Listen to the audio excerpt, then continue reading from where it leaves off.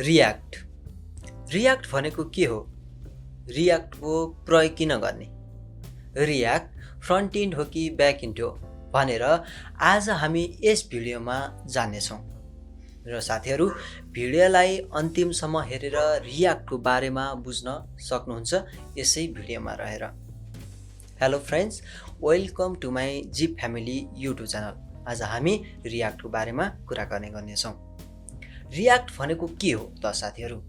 साथीहरू, रियाक्टलाई चाहिँ react.js भनेर पनि बुझिन्छ र यो रियाक्ट चाहिँ एउटा फ्री एन्ड ओपन सोर्स हो। फ्रन्ट इन्ड जाभास्क्रिप्ट लाइब्रेरीको जुन चाहिँ युजर इन्टरफेस युआई कम्पोनेन्ट बनाउनको लागि चाहिँ प्रयोग हुन्छ। जुन चाहिँ युआई इन्टरफेस कम्पोनेन्ट बनाउनको लागि प्रयोग हुन्छ। यो रियाक्टलाई मेन्टेन चाहिँ मेटा यानि कि फेसबुक र इन्डिभिजुअल डेभलपर्सको कम्युनिटी र कम्पनीजहरूले गर्छन्। रियाक्ट एउटा front end open source framework हो जुन चाहिँ जाभास्क्रिप्टमा बेस्ड छ। र साथीहरू, रियाक्ट चाहिँ भर्चुअल डोम फिचर्सको लागि पनि बेस्ट मानिन्छ। साथीहरू, रियाक्टको प्रयोग गर्नुहुन्छ भने चाहिँ मेरो सल्लाह अनुसार ब्याकएन्डको लागि चाहिँ एक्सप्रेस एकदम राम्रो रहेको छ। रियाक्ट प्रयोग गर्नुभयो भने एक्सप्रेस चाहिँ प्रयोग गर्नु होला ब्याकएन्डको लागि। साथीहरू, हामीले किन रियाक्ट प्रयोग गर्ने त? साथीहरू, रियाक्टले चाहिँ डेभलपर्सहरूलाई मद्दत पुर्याउँछ ठुलो वेब एप्लिकेसन बनाउन, जसले चाहिँ डेटालाई चेन्ज गराउँछ विदाउट रिलोडिङ पेज।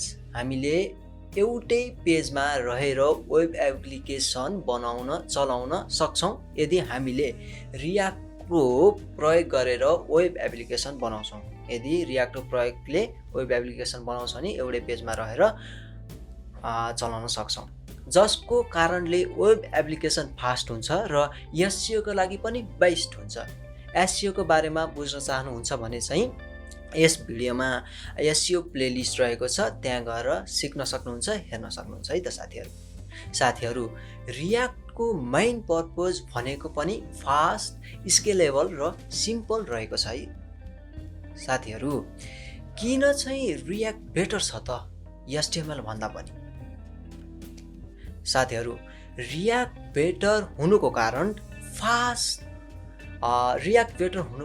फास्ट हो, किनकि React allow you to create small more efficient code file, जसको कारणले हामीले रिजल्ट फास्ट र मोर रेस्पोन्सिभ युजर इन्टरफेस पाउँछौँ।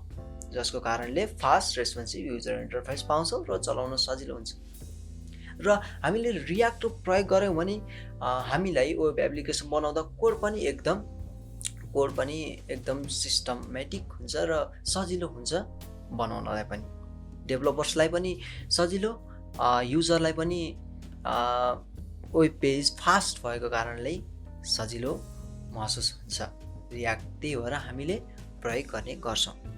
र साथीहरू, यस भिडियोमा हामीले जान्यौँ कि रियाक्टको बारेमा, रियाक्ट किन प्रयोग गर्छौँ, किन बेटर छ एचटिएमएल भन्दा, रियाक्ट किन फास्ट छ, फास्ट भएको कारणले केमा फाइदा हुन्छ, एसइओ यताउति होइन।